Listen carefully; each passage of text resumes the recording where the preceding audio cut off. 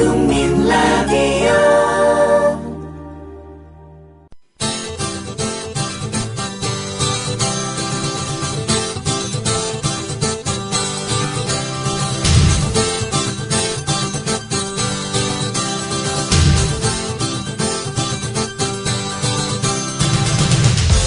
투박하지만 정직하다. 비평을 비평하는 남자 서영석. 그가 바라본 세상. 사설과 칼럼을 통해 오늘을 짚어본다. 서영석의 라디오 비평. 안녕하십니까, 서영석입니다. 쌍용차 해고 노동자 김득중 씨가 오는 7월 30일 평택 재보궐선거에 출마합니다. 정리해고, 비정규직으로 대표되는 노동의 문제, 그리고 삶의 터전에서 쫓겨난 모든 이들의 문제를 받아 안고 출마한다는 그런 이야기입니다. 쌍용차 해고 노동자 김득중 씨 꼭 당선되기를 빕니다. 사실 우리 사회의 문제를 근본적으로 해결하는 방법 없습니다. 이 사회를 밑바닥부터 뜯어고쳐서 혁명의 깃발을 들어 올리기에는 시대가 너무 바뀌었습니다. 그러나 풀뿌리에서 바로 자기 자신의 권리를 지키기 위해서 힘없는 민초들이 서로 연대하고 손에 손을 잡고, 그리고 이미 만들어져 있는 이 제도의 벽을 넘어서기 위한 노력 멈추지 말아야 합니다. 김득중 씨, 무소속으로 출마하겠죠. 정확하게는 잘 모르겠습니다만은 그대 보수정당의 틈바구니에서 의미 있는 성과 얻으시기를 빕니다. 해고노동자 김득중 씨 같은 그런 분들이 정말 평택을과 같이 우리 사회에 첨예한 계층간 이해관계가 부딪히는 그런 곳에서 당선된다면은 의미 있는 일이 되리라 믿고요. 설사 당선되지 못한다 하더라도 이러한 시도는 우리의 앞길을 더 밝게 만들어주리라 확신을 합니다. 하나 더 얘기하고 넘어갔죠. 새누리당의 조원진 의원이라고 있습니다. 저도 처음 들어보는 의원인데요. 세월호 국정조사 새누리당 척 위원인 것 같습니다. 그런데도 불구하고 유가족들에게 당신 누구야? 유가족이면 좀 가만히 있어라. 야당 의원들에게는 말 같은 말을 해야지. 야당 의원이면 그렇게 잘났느냐? 라면서 박근혜 대통령을 감싸기에 혈안이 됐다고 합니다. 세월호 국정조사를 보면서 느끼는 것은 새누리당 의원들의 관점은 진실을 파헤치고, 그리고 그 과정에서 희생된 혹은 희생된 사람들의 가족들의 마음을 위로하기보다는 이러한 참사로 인해서 박근혜 대통령이 상처받지 않을까, 박근혜 대통령의 인기가 떨어지지 않을까, 모든 관심은 크게 집중되어 있는 것 같습니다. 국민을 생각하지 않고 박근혜만을 생각하는 새누리당이 7월 30일 재보궐선거에서 국민의 선택받을 수 있겠습니까? 아무리 우리 국민들이 유신, 박정희의 향수와 그 족쇄에 매여 있다더라도 그럴 수는 없을 거라고 확신합니다. 라디오 비평 시작합니다. 함께하고 계신 방송은 정치평론가 서영석 미디어 협동조합 이사장이 진행하는 라디오 비평입니다. 지상철 조합원 신청 광고입니다. 강화대교 앞에서 개념 부부가 만드는 개념 곰탕, 연지연 곰탕. 연지연이란 가마솥의 장작불로 온종일 구워내는 곰탕을 서로 나누어 이어지는 인연이란 뜻입니다. 연지연 곰탕이 민주주의를 열망하는 조합원 여러분과 국민의 건강을 책임지겠습니다. 곰탕 포장 판매는 한 팩 800g에 7,000원이며 7팩 이상은 무료 배송으로 드립니다. 연지연 곰탕은 강화대교 입구에 위치해 있습니다. 단체 주문 예약 및 포장 주문 전화번호는 010-7252-1114, 010-7252-1114, 031-989-9968. 조합원 단체 예약은 10% 할인해드립니다.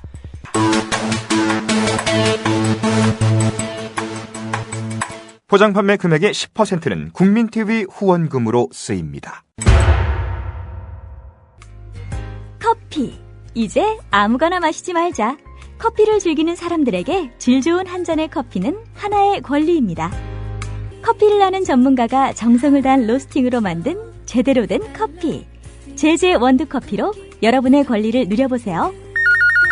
02-749-1002. 주소창에는 카페제제.co.kr, 그리고 검색창에는 카페제제를 검색하세요. 카페제제는 서울 용산구에 위치해 있습니다. 카페제제는 카페가 아닙니다. 커피 전문 인터넷 쇼핑몰입니다. 헷갈리지 마세요. 윷놀이 아시죠? 윷놀이. 명절 때 모이면 윷놀이를 합니다. 도, 개, 글, 윷, 모 나오는데요. 백도라는 게 있습니다. 백도는요, 도는 제일 안 좋은 거죠. 도가 나오면 한 칸만 전진합니다. 개 2칸, 걸 3칸, 윷 4칸, 모 5칸 이렇게 전진을 하는데요. 백도가 나오면 오히려 한 칸 뒤로 갑니다. 백도. 오늘 경향신문의 박내영 정치 에디터가 백도 총리와 관심 대통령이라는 칼럼을 썼는데요. 관심 대통령은 제가 어제 한 이야기입니다만 오늘 칼럼으로 나왔네요. 예.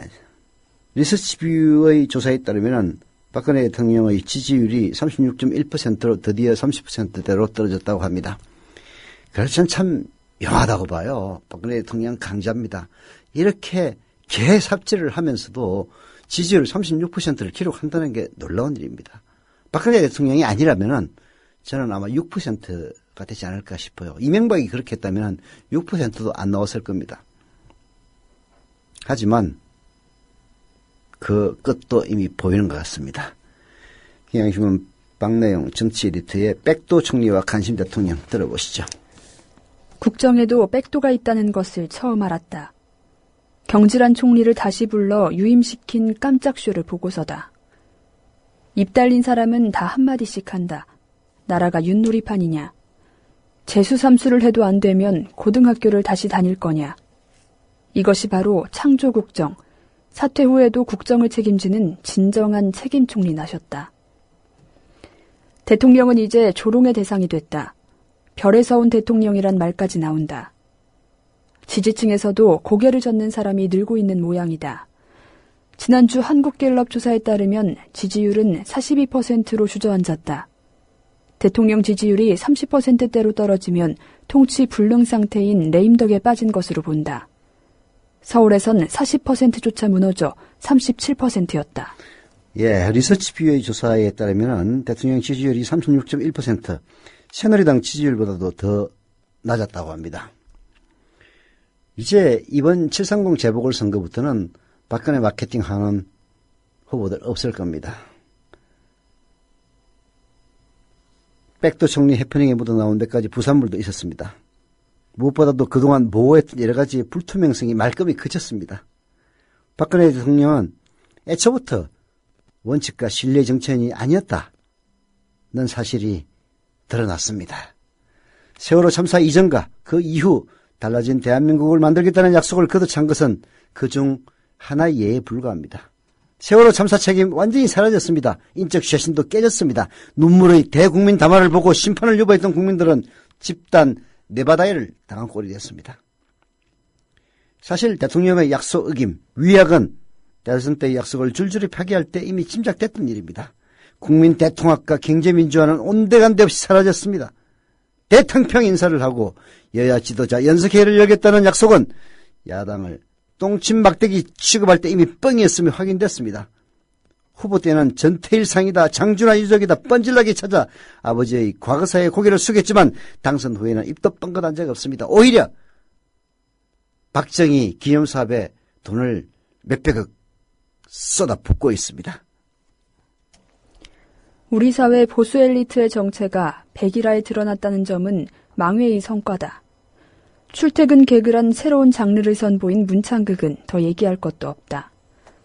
교육계 수장으로 낙점된 어느 교수는 장관이 아니라 적폐란 무엇인가를 보여주기 위한 샘플용인 것 같다.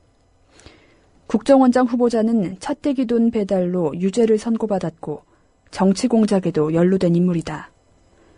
안전행정부 장관 후보자는 강원도 화천에서 군복무를 하는 내내 서울의 대학에서 석박사 대학원을 다녔다. 인사권자는 그를 통해 이 나라는 일반 전초에서 빡빡 끼는 군인은 따로 있고 강의실에서 하품하는 군인이 따로 있다는 신분 차이를 알려줬다. 문화체육관광부 장관 후보자는 야당 인사들을 향해 입에 담을 수도 없는 비난글을 달았던 게 유일한 문화 관련 경력이다. 그렇습니다. 지역회에서 빡빡 끼는 군인 따로 있고 강의실에서 하품하는 군인 따로 있다는 신분 차이. 박근혜 대통령의 인사가 아니었으면 어떻게 실감할 수 있었겠습니까? 그야말로 우리 사회 보수 엘리트의 정체가 백일하게 드러났다는 점도 저희들이 예상치 않았던 그러한 성과 중의 하나라고 볼 수 있다는 게 참 서글픈 일입니다. 미래창조과학부인지 뭔지 희한한 이름의 부서 장관 후보자 최양희 씨는 아주 3종 세트를 제대로 갖췄더라고요. 다운 계약서로 거래한 집들이 한두 채가 아니고 불법 농지를 취득해서 거기에다 고추를 갖다가 그것도 이미 고추가 주렁주렁 달린 걸 갖다 심어서 위장하려 했던 그런 죄과 그리고 군복무 중에 해외 유학 갔다 와서 의무복무를 해야 될 시기에 의무복무를 다 하지 않고 대학 교수로 옮겨가는 그런 파렴치한 만행을 이런 일련의 과정을 보면서 자칭 우리 사회의 보수 엘리트들의 그 진면목이 무엇인지 그야말로 적나라하게 드러났다. 다들 그렇게 산 거예요. 그렇게 해서 출세한 겁니다. 남들은 정상적인 과정을 거쳐서 GOP에서 빡빡 기고 있을 때 군에 입대해서 대학원도 다니고 해외 유학도 가고 이런 짓거리를 해서 남들보다 앞서 나갔던 것이고 그렇게 해서 자칭 보수들이 엘리트가 됐던 겁니다. 이것이 세월호 참사를 겪고 6.4 지방선거 민심을 반영했다는 박근혜 정부의 쇄신 인사다. 고르고 골라 이런 불량 감자들만 모은 것도 비상한 재주다. 이 자리에 이 사람은 안 된다고 정리해놓은 부적격자 명단을 잘못 가져와서 발표한 것이 아닌가 의심이 들 정도다. 이리 보니 대통령의 잦은 인사참사도 실수만은 아니었던 것 같다. 더 큰 문제는 이런 짓거리를 하고도 부끄러움을 모른다는 그런 점입니다. 여당의 사무총장이란 자는 낭바가 이어지자 국회 인사청문위원들을 검증하자 이런 어처구니 없는 주장을 하고 나섰습니다. 야당이 다 삿대질을 한 거죠. 공격이 최선의 방어를 하지만 정치를 잘못 배워도 아주 잘못 배웠습니다. 윤상현 씨. 이들이 당과 정부에 포진해서 국가를 개조하겠다고 나설 것이니 그 결과가 정말 두렵기까지 합니다.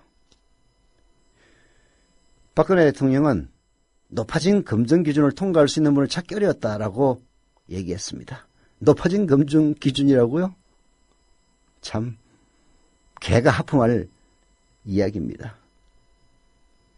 높아진 검증 기준이 문제가 아니라 박근혜 대통령의 낮아진 인물 수준이 문제인 겁니다. 최경환은 후보 비서실장 그리고 정성근이는 최경환은 경제부총리 후보자죠. 박근혜 후보 비서실장 출신이고 정성근 문화체육부 장관 후보자는 대선 캠프 공부위원이고 정종섭 안전행정부 장관 후보자는 새누리당 공직자 후보 추천위원회 부위원장 출신입니다. 수첩 인사가 바닥났다 뿐이지 수첩 바깥에 왜 인물이 없겠습니까? 스스로 깨닫지 못하니까 결국은 국민이 깨우쳐줘야 합니다. 1년 반 동안 종북몰이와 이념전쟁을 통한 보수와 진보 갈라치기로 국정을 운영하는 모습 봐왔습니다. 2기 내각 면면을 보면 남은 임기도 내내 개판 5분전이 될 가능성이 거의 100%입니다. 문과적희라는 고사성어가 있습니다. 어려운 말이죠. 우리말로 쉽게 풀이하면 누가 내 허물을 지적해주면 기뻐한다는 뜻입니다. 옛날 중국의 우임금은 좋은 말을 들으면 절을 했고 순임금은 남의 의견에 따라 좋은 일을 하게 되면 춤을 추고 즐거워했다고 합니다. 임금을 얘기하는 것은 요즘식으로 얘기하면 지도자인 거죠. 우리의 지도자 박근혜 씨는 무슨 말을 해도 듣지 않습니다. 게다가 주변에 직언을 하는 참모 아무도 없어요. 말 한마디 하면은 전부 다 받아 적기 바쁩니다. 저는 그 수첩으로 받아 적는 거 보면서 수첩을 복사해가지고 나눠주지 뭐 하려고 받아 적게 하느냐. 또 받아 적으면 뭐합니까? 제대로 하지도 않으면서. 직언을 하는 참모도 없고 일만 벌어지면 여론 탓, 제도 탓, 국민 탓입니다. 제가 어제 얘기했다시피 군에는 관심병사, 문제사병이 있다고 하는데요. 아무래도 이 대한민국에는 관심 대통령, 문제각하만 있는 것 같습니다. 사람은 곧 하늘이다. 우리 사람은 모두 골고루 잘 살 천부적인 권리를 하늘로부터 받고 태어났다. 침략, 외세를 몰아내고 우리 한번 정말 좋은 세상 만들어보자. 우리나라가 일본 놈한테 합방당하고 소위 한일 늑약이 맺어져가지고 나중에 나라를 다 뺏겼어요. 동학 농민들을 다 때려 죽였기 때문에 녹두꽃이 떨어지면 청포장수 울고 간다.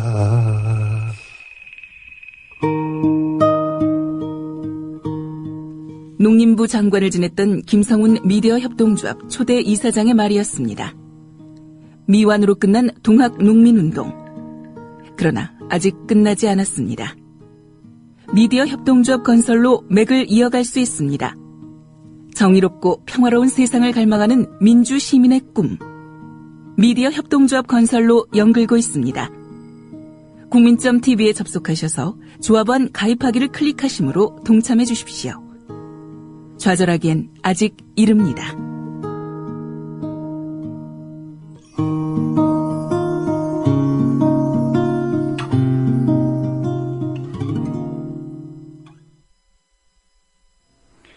네.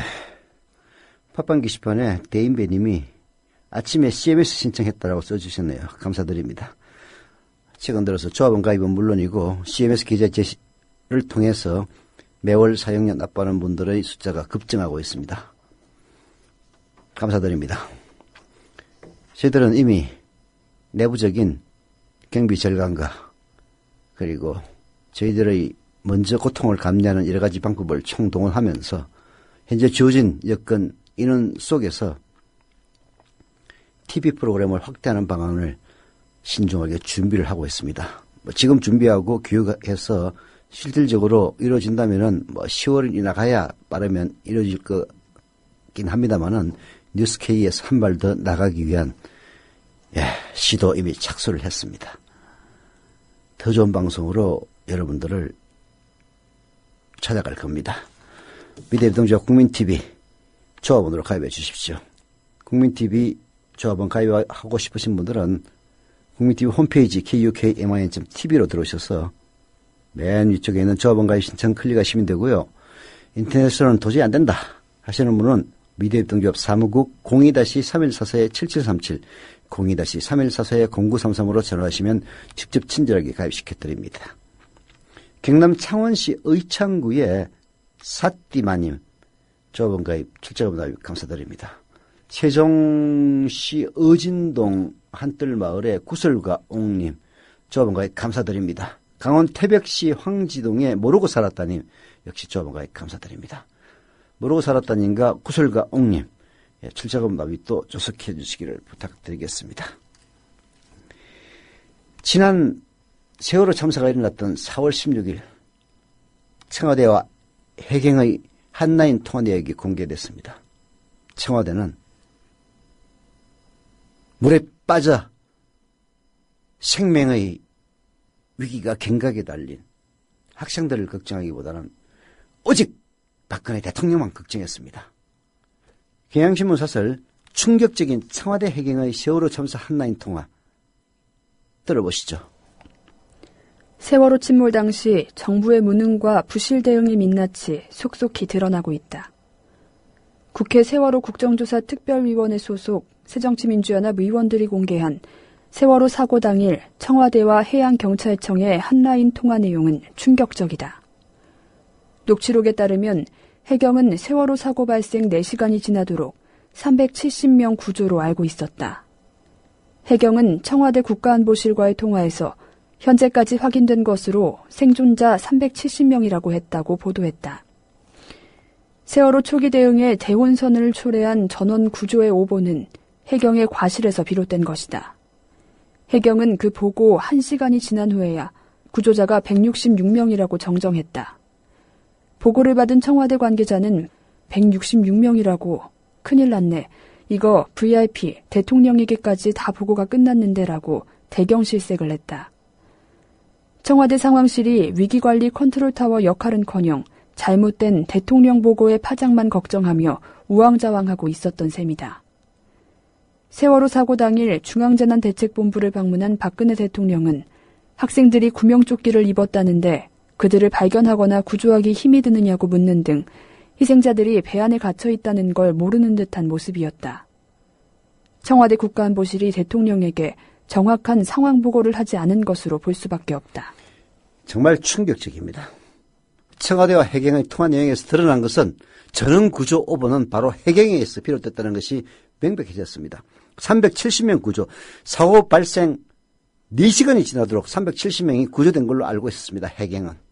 그리고 나서 그 보고를 한 뒤 1시간이 지났어야 생존자, 구조자는 166명에 불과하다고 얘기를 합니다. 그러면은 도대체 어떻게 된 것이냐. 빨리 진상을 파악해서 더 빨리 사람들을 구조할 수 있도록 해라라고 해야 될 그 청와대 뭐라고 하느냐. 아이고 대통령한테 137명 구조라고 보고했는데 큰일 났네. 이딴 소리라고 자빠졌던 겁니다. 제대로 보고를 안 하니까 박근혜 대통령 그 첫날인가 이튿날 방문해가지고 학생들이 구명조끼를 입고 있었다던데 그렇게 구하기가 힘들었냐 이딴 망발을 늘어놨던 겁니다. 구명조끼 입고 있었죠. 구명조끼를 입고 있으면 바깥에 나와야 물에 떠가지고 구조를 할 것 아닙니까?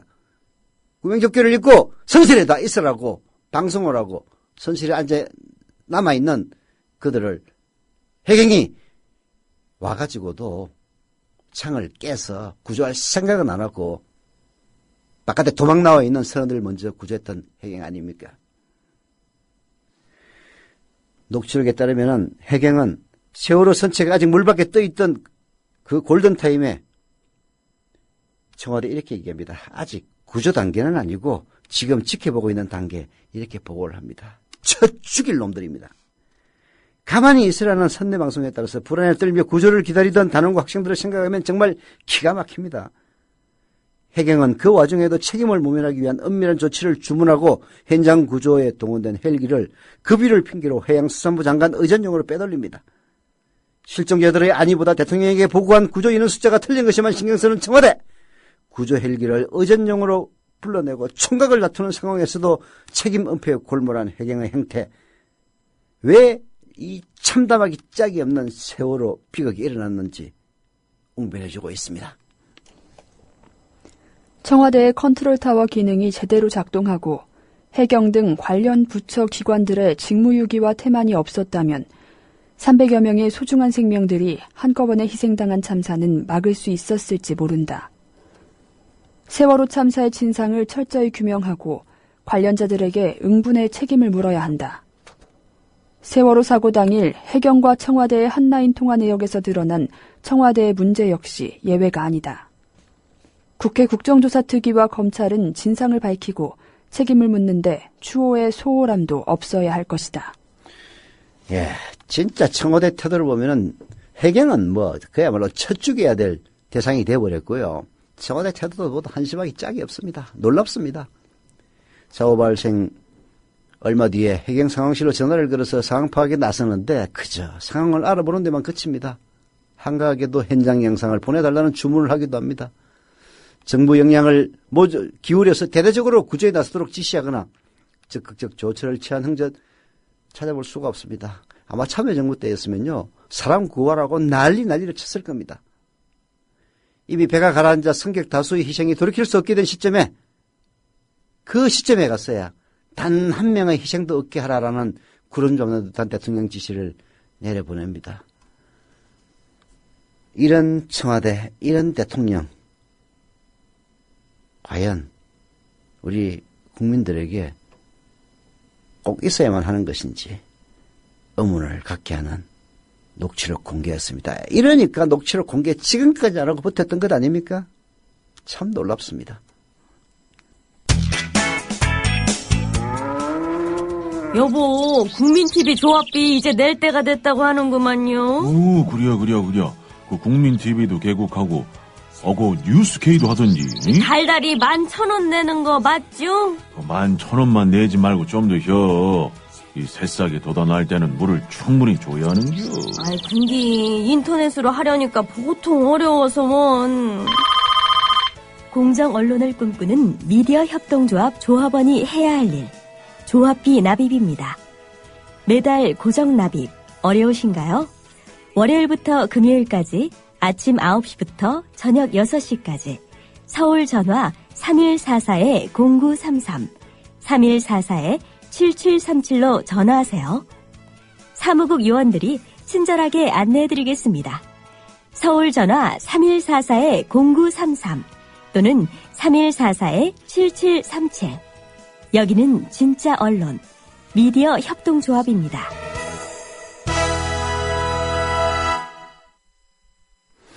네, YH님이라는 닉네임 쓰시는 분 조합 가입하셨네요. 감사드립니다.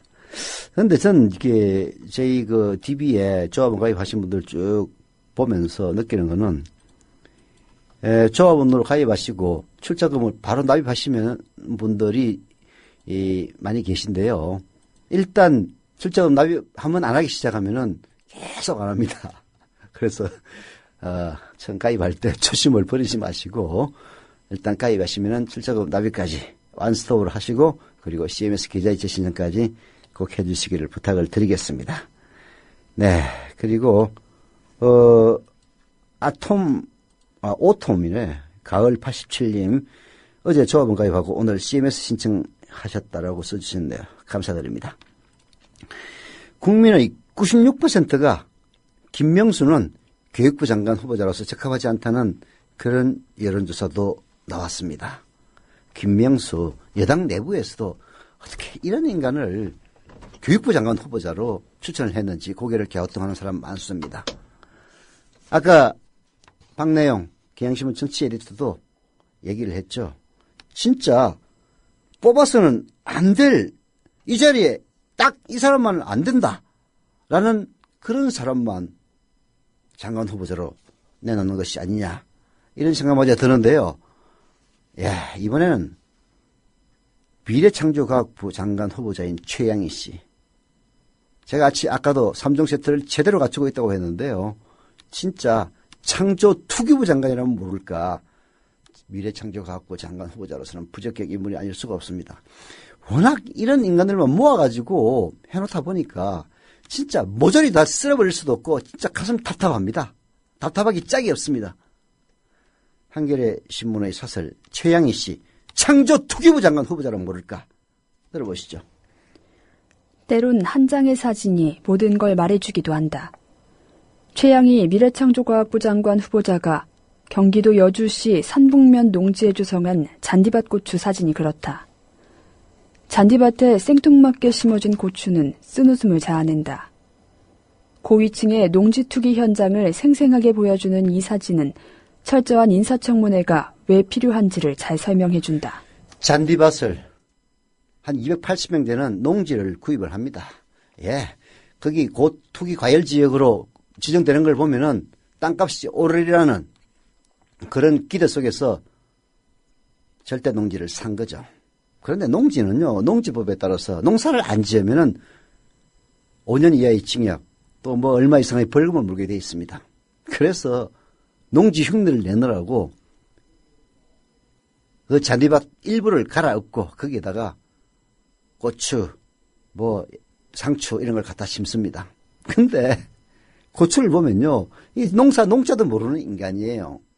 고추 모종을 옮겨 심을 때는 절대 고추가 달리기 전에 옮겨 심습니다. 그래서 옮겨 심은 자리에서 물을 주고 그렇게 해서 더 자라서 고추가 주렁주렁 열리게 되는 거죠. 그런데 그 사진을 보면은 잔디밭을 갈아엎어서 일부 잔디밭은 그대로 두고 그야말로 머리에 뭐 빠지듯이 덤성덤성 고추 모종을 심어놨는데 고추까지 달려 있습니다. 참. 절대 농지법 위반 사실을 감추기 위해서 그런 식으로 위장한 거죠. 잔디밭에 고추 농사를 짓는 농민은 세상 어디에도 없다. 대롱대롱 고추가 매달린 모종을 옮겨 심는 창조적 고추농법도 처음 본다. 농지법 위반을 모면하려는 눈속임용 농사임을 누가 봐도 대번에 알 수 있다. 농지의 경우 본인이 직접 농사를 짓지 않거나 정원 따위로 무단 용도 변경을 하면 농지법 위반에 해당해 5년 이하의 징역 또는 벌금형에 처한다. 농사를 짓고 있다는 신용이라도 내서 처벌을 피하려는 술수임이 분명하다. 위법이 아니라고 아무리 우겨도 눈 가리고 아웅일 수밖에 없다. 만약 장관 후보자로 지명된 이후에 농작물을 심었다면 대통령을 속이고 국민을 기만하는 행위다. 그렇습니다. 저는 아무래도 장관 후보자로 지명된 이후에 농지법 위반 사실을 감추기 위해서 그런 만행을 저지르지 않았나 이렇게 추측을 하는데요. 그렇다면 그야말로 대통령을 속이고 국민을 기만한 행위입니다. 뿐입니까? 다운계약서 작성을 통해 수천만 원대 탈루 의혹도 그대로 지나치기 어렵습니다. 서울의 아파트 한 채도 아니고 두 채입니다.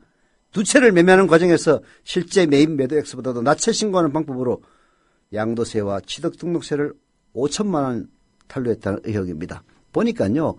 7억 원짜리 아파트를 뭐 한 2억에 거래했다는 식으로 다운을 시켰더라고요. 다들 관행이라고 얘기하지만은 탈루 액수 많습니다. 양도소득세 그리고 취득등록세 5천만 원 탈루했다면요. 진짜는 어마어마한 탈루 액수입니다. 업무복무기간에 특혜를 받았다는 의혹도 논란거리입니다. 최양희 후보자가 특례 보충역으로 근무했던 한국전자통신연구원의 교육훈련 과정은 연수교육의 경우 교육기간의 2배를 업무복무하도록 하고 있습니다. 그런데 웬일인지 최양희 후보자는 미국 연수 1년이 업무복무기간이 온전히 산정되지 않았고 결과적으로 특혜를 받은 셈이 됐습니다. 말하자면 한국전자통신연구원으로 있으면서 1년간 외국유학을 갔다 오면은 2년 이상 업무복무를 해야 돼요. 실제로 그런 경우 많이 있습니다. 병역특례가 아니라도 일반 회사에도 그래요. 회사 돈으로 1년 해외 연수 갔다 오면은 그 2배에 해당하는 2년 그 회사에 의무적으로 복무를 해야 됩니다. 그런데 최양희는 그 복무기간 채우지 않고 대학 교수로 떠납니다. 문창극에 이어서 정종섭 안전행정부 장관 후보자도 군복무 도중 편법을 써서 석박사기를 받았던 의혹을 받고 있습니다. 도대체 공직 후보자들 가운데서 병역 업무를 제대로 마친 사람을 찾기가 어려울 정도니 이게 말이 됩니까? 이 말 되는 겁니까 진짜? 박근혜 대통령? 그렇게도 꼭 이런 사람은 돼서는 안 된다는 인물만 골라서 장관 후보자로 데려오는 그 억하심정이 도대체 뭡니까? 알고 싶습니다. 묻고 싶습니다.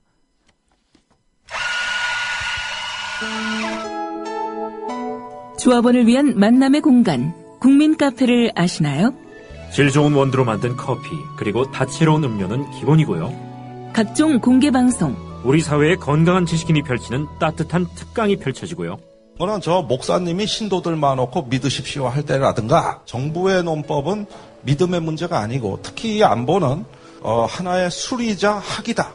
즉 과학이라고 얘기를 했습니다. 특히 차주민, 김민기의 DD쇼가 열리고요. 지금은 굉장히 자유인 같은, 자유롭고 내가 한 시민으로서 내가 어떤 말이든 할 수 있는 사회가 됐으면 좋겠고. 서울 마포구 월드컵로 37 미디어 협동조합이 세운 카페 국민 카페로 여러분을 모십니다. 네, 인천 연수구 새말로의 닉네임 유영화님. 성함이 아닙니다. 예, 유영화 닉네임입니다. 조합원 가입, 출자원 가입 감사드립니다.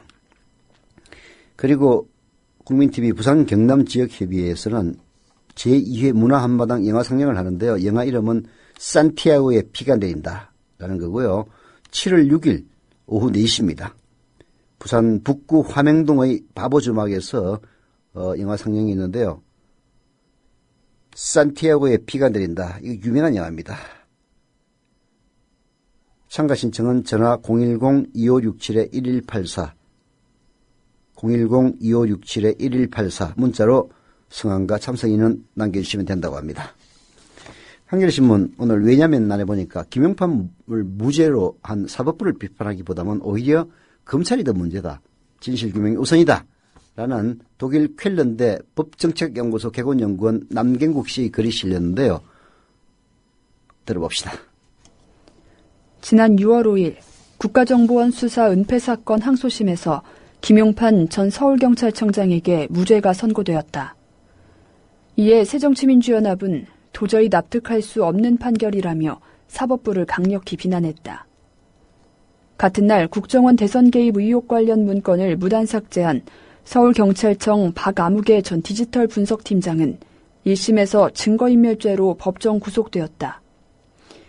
이를 두고 부하경찰은 유죄인데 어떻게 상관인 김용판은 무죄가 될 수 있냐며 사법부를 비판하는 목소리도 높았다.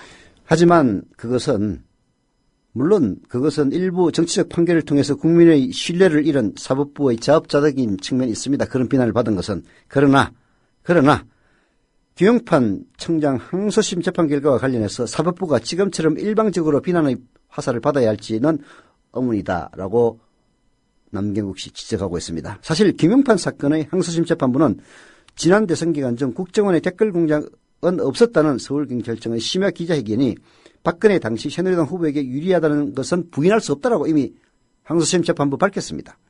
다만 검찰이 제출한 증거만으로는 김용판의 범죄 혐의 입증이 어렵다고 본 겁니다. 즉 실체적 진실이 김용판의 무죄라는 것이 아니라 증거 부족으로 무죄라는 겁니다.